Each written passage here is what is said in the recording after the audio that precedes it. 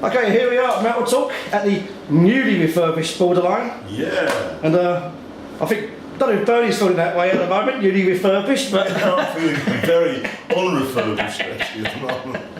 It gives me great pleasure to be here in the company of Bernie Tormé, who today, on April the 7th, brings out a new album, Dublin Cowboy. Absolutely. And it's actually, well, it's a triple album. Yeah. Studio, acoustic, and live. So what was the thought process behind that, bringing out a triple album? Well, the thought process was, as it usually is in my case, a bit chaotic. It wasn't really actually a strategic kind of decision.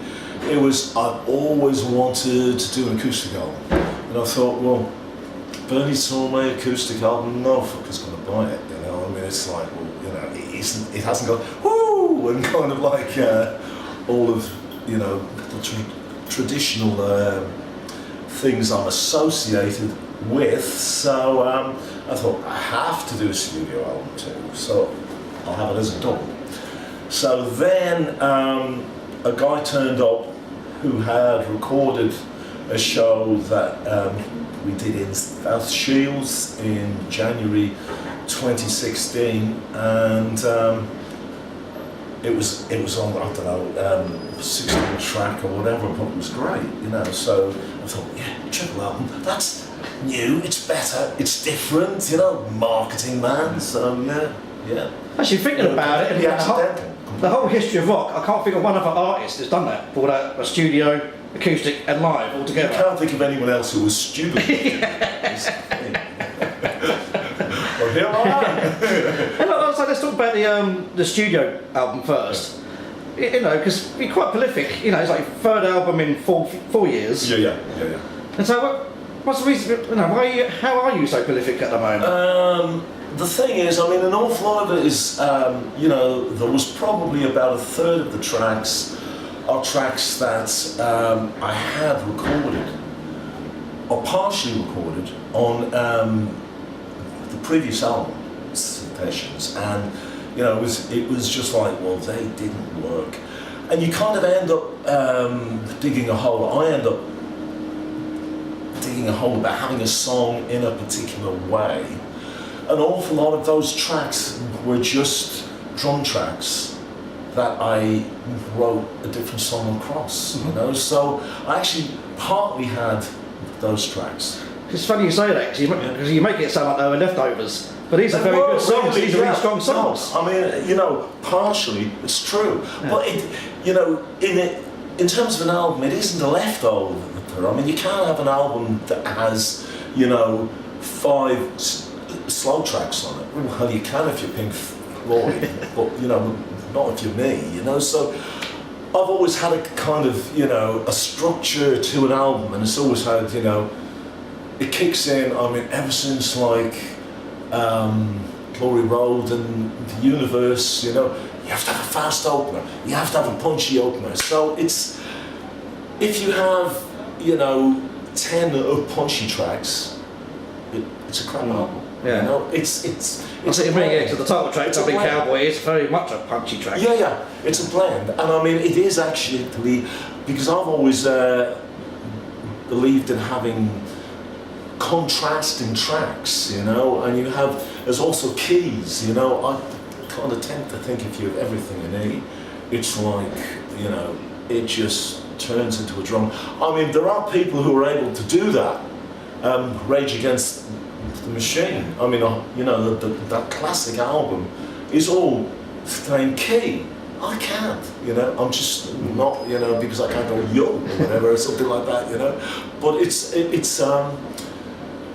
it's just like how I you know, recycle things. And obviously you produce the album yourself. Yeah. And why do you produce the album yourself and not using that side? Because I'm a tight bastard. I don't pay anyone else. No, I mean, that's more serious.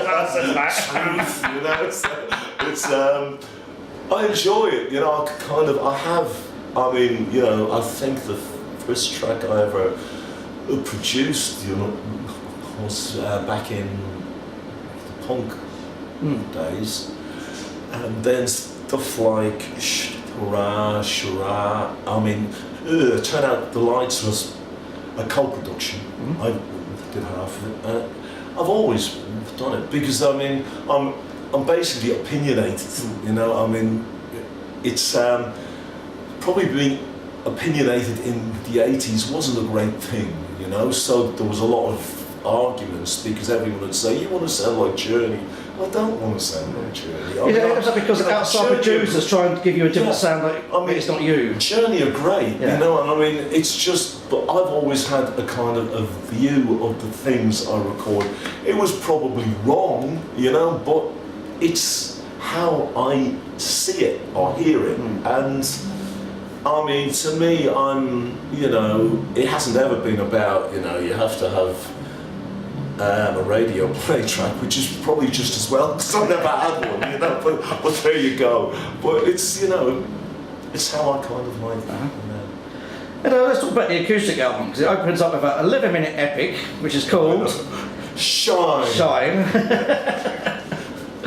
And you know, that's quite a brave attempt. Normally people write 11-minute acoustic tracks. So where's the idea behind that? Well, I thought it was brave kind of putting it on an track as well. But I mean, oddly enough, I've had such a great reaction. So I thought, well, you know, if they like it, it's all right. You know?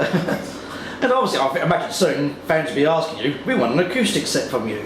Well, actually, last tour I played one. Oh. Yeah. It was actually great, but you know, to be honest, in a rock club, it's not ideal. You know, because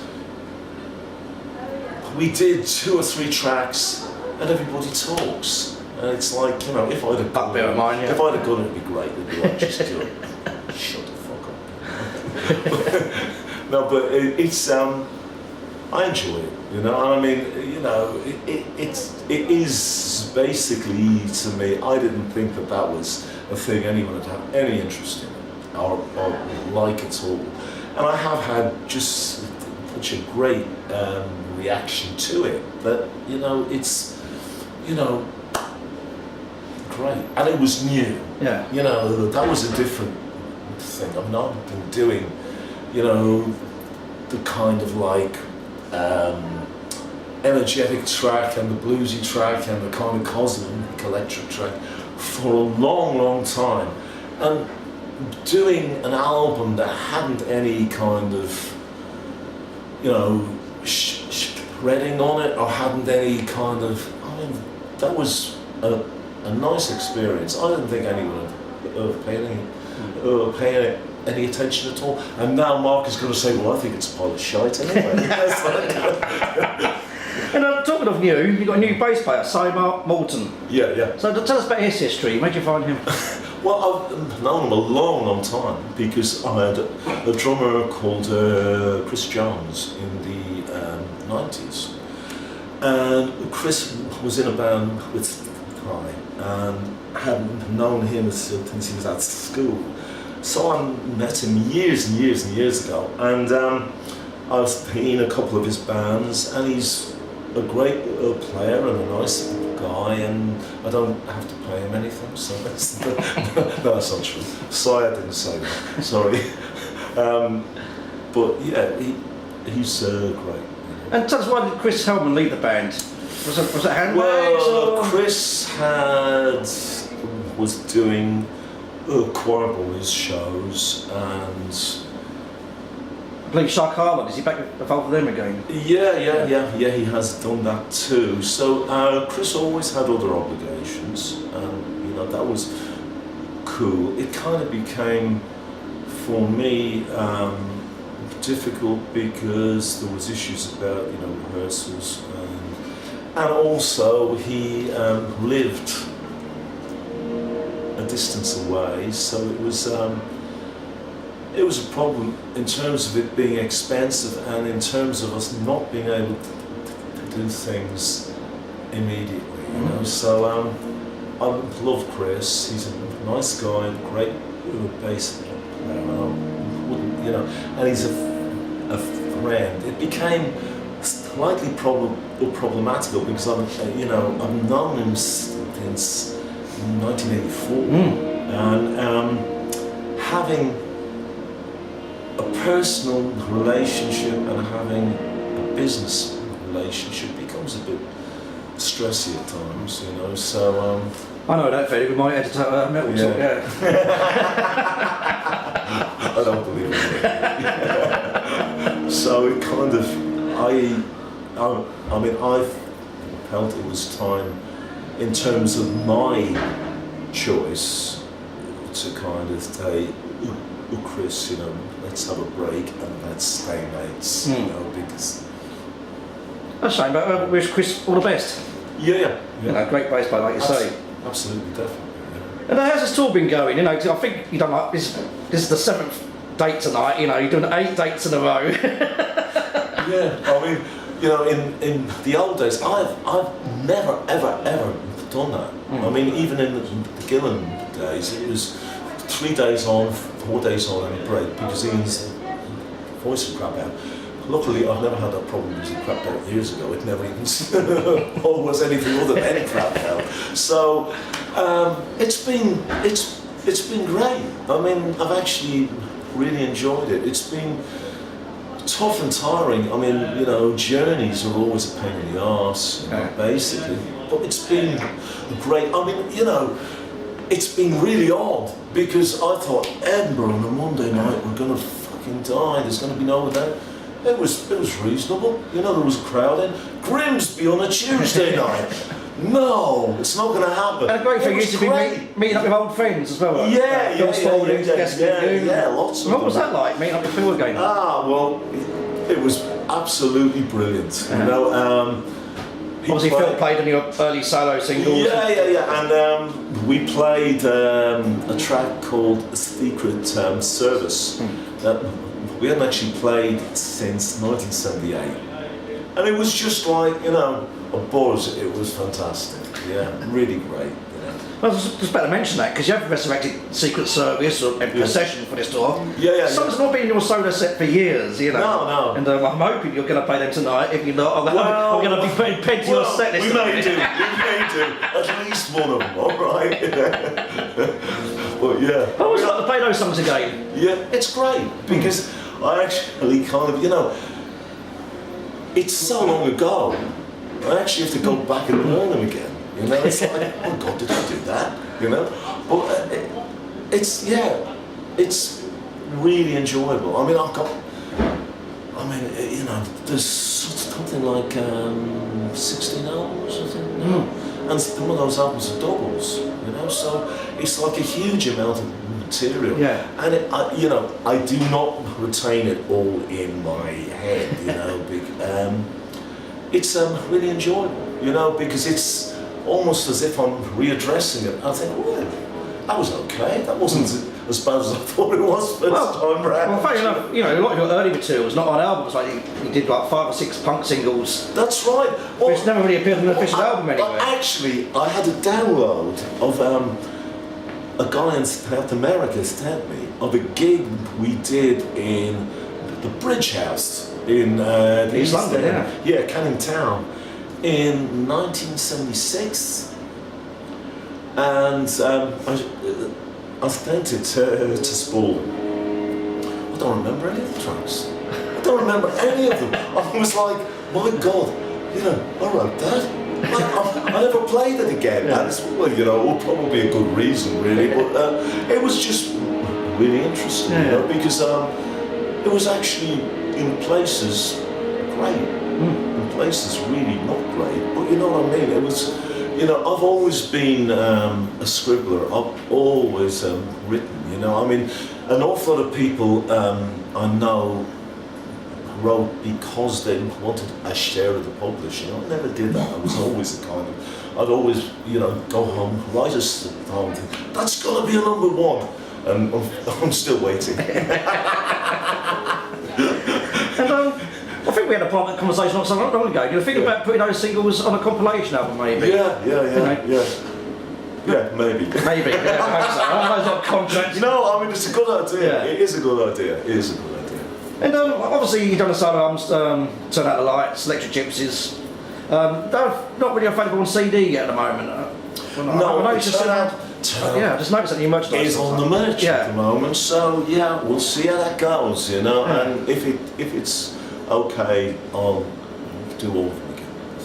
Do you ever think about re-recording some of your old material? No. I can't. I tried. Yeah. I mean, it's a thing I'm actually extremely conscious of because GMT too. I mean, we all tried. It never bloody worked. I mean, there's magic to an initial take. Yeah. I don't know how. It's funny you say that actually, because you did much movie called Star.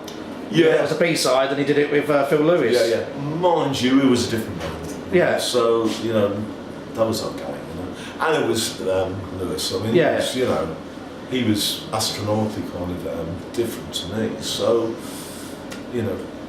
In your career, you've done quite a lot of cover versions, like from the Kinks, All Day and All Night. Yeah. Shoo-ah, Shoo-ah. Yeah.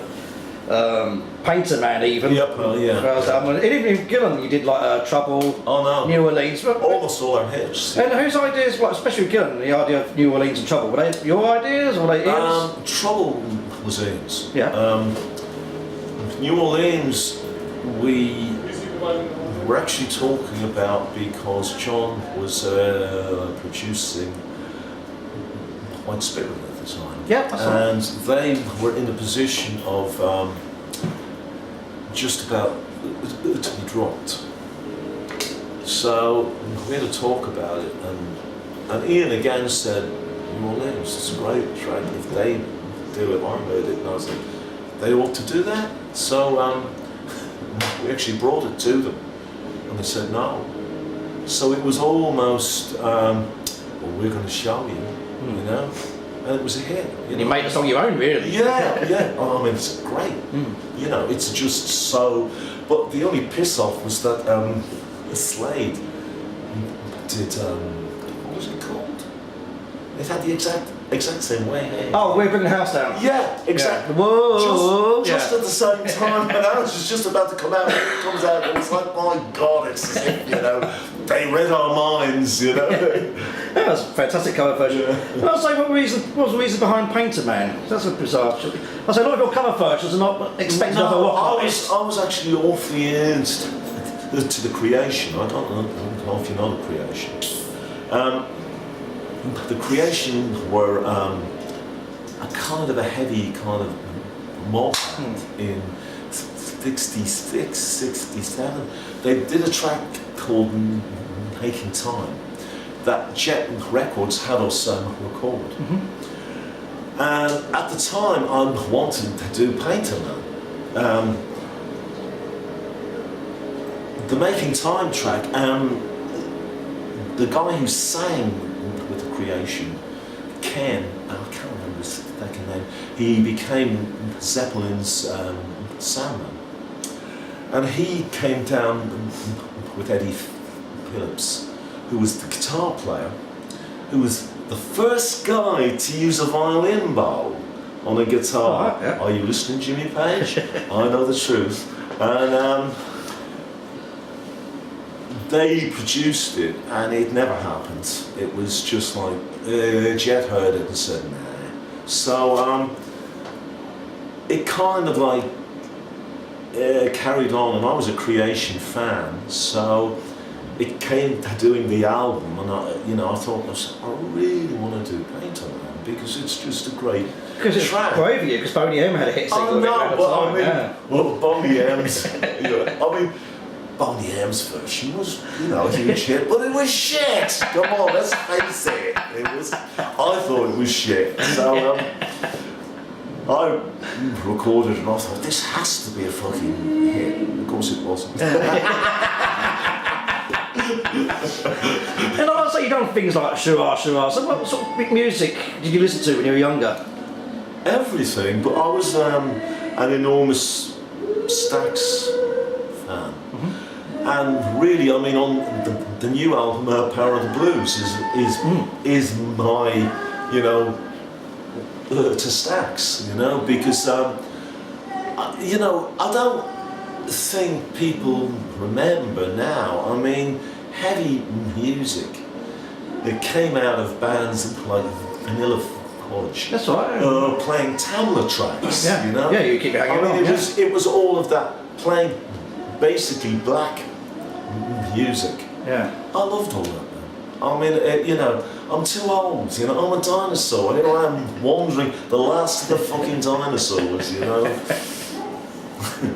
And talking of your set lists, one song that's always in your set is No Easy Way, the old Gillan song. Yeah. Why especially that song? What was it about that song so much? Did you have a big hand song? As I remember, there was 2 songs that we wrote at the beginning, because I joined the Gillan band, and it was, you know, writing in place on that Universe album, because half of it, or a third of it, was off the Japanese album, recycles of the Japanese album. So the rest of it was all tied up.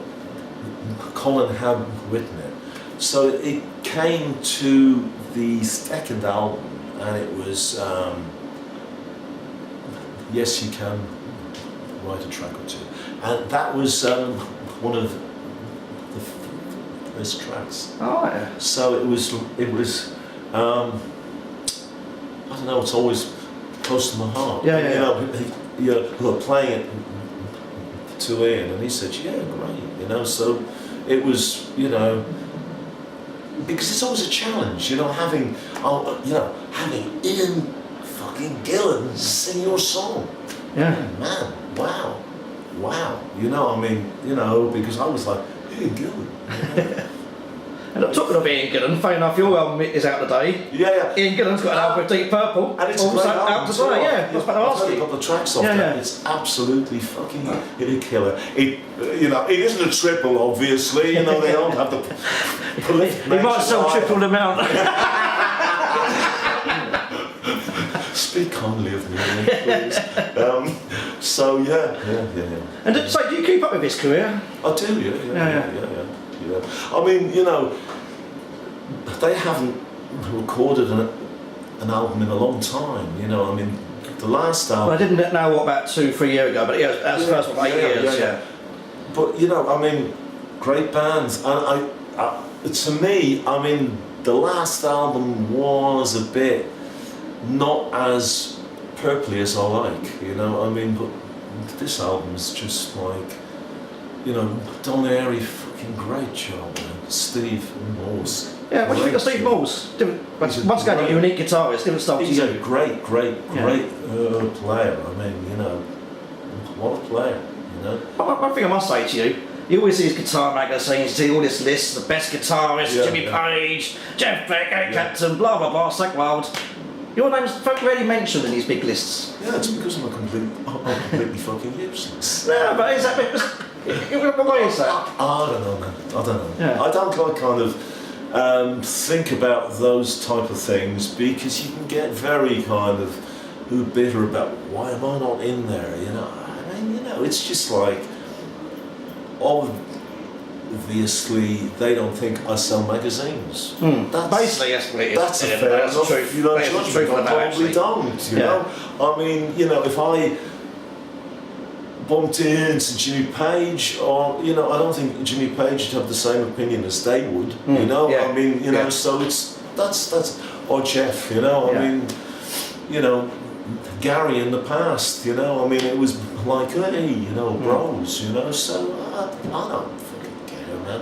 I'm not kind of like, I don't try and control the universe. I'm just happy to play, you know? Where did your unique style come from? Did you have that straight? Was it natural? Was that straight from the beginning, or was you trying to play one style and thought, I'm not comfortable with this? Incompetence, basically. I started off and I had a Hofner Colorama, and it hadn't a tremolo, so it was, I played just, you know, the same as everyone else. So when I was about 17, I got a Strat for £52 off a guy in a show band in Ireland, and I had a tremolo. So it was like, the thing is, if you have a tremolo and you bend left hand, it'll always go out of tune. So I ended up having a problem that, because I was always a left hand, you know, bend player, because I grew up, you know, with kind of Clapton and Hendrix and Rory and all of those who were like, you know. So I then worked out that if you tapped the trem, if it was certain way, it put it back in tune. But the thing is that you would have a hose, and so it came about completely by accident. You know, if you go it's in tune again. If you go and don't go it isn't. So that was it. It was out of bad technique and incompetence came a style. You know, I mean, it's true that. You know, I mean, I look at players now, and you know, because of that whole kind of Berkeley thing, everyone to me seems to play exactly the same. I find that really boring. I mean, you know, to me it's about emotion and feel and, you know, how you know, do it, you know, so it's I developed a personality because I had no personality at all out of incompetence. But you got a personality on the guitar. Yeah. I love it. I'll say you joined the big names like Ian Gillan and even Ozzy Osbourne. Do they say, oh, Bernie, can you play differently? Can you do this for it? Ozzy, yeah. Ozzy was, Ozzy's a bit of a conservative man, I've got to say. You know, I love him to death. Ian loved it. Yeah. Ian was like, oh, I love that. You know, you do anything. Ian was the easiest guy on the planet to be in a band with, you know, other than the fact that he didn't pay you properly. You know, well, I mean, other than that, lovely man. And, you know, totally encouraging and, you know, hadn't any attitude to how you played. Ozzy, I mean, you know, obviously the time I played with Ozzy, it was a different situation. He just had Randy passing away, and I'm standing in for Randy. Now, he, at that point in time, just wanted me to play exactly like Randy, understandably so, you know, and he was like, well, you know, I don't like strats, you know, which is fair enough, you know, so it was, but you know, on a Les Paul, I think, as if I'm Eric Clapton, so it isn't kind of...